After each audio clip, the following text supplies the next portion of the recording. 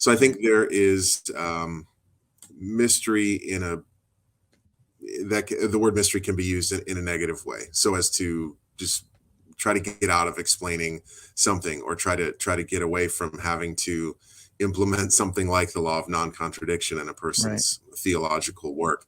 But on the other side of it, I think that philosophers and theologians do need to make a lot of room for mystery in a good sense, and that is because even though God's revelation does not actually contain contradictory things or things that are contrary to reason, it certainly does contain things that are above reason, that cannot be fully grasped by our finite intellect. So I think it is our business in theology to explain, as far as we can, things that God has revealed for the edification of the Christian mind, of the Christian church.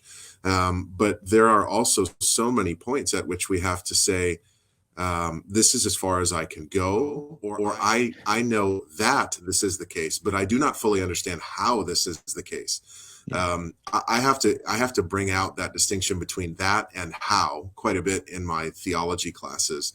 And it's important not to play that card too fast so as to shut down people's thinking about something. But I do think there are plenty of places in our theology where we have to say, we know that something is the case, we just don't know how it is the case. And even when I use that distinction, I'm still willing to say, let me explain how this claim in Christian doctrine is not self-contradictory. It's just that, for example, if you ask me about all the mechanics of something like the Son's eternal generation or the Spirit's eternal procession from the Father and Son, I know that it is so, that the Son proceeds from the Father and the Spirit from the Father and the Son.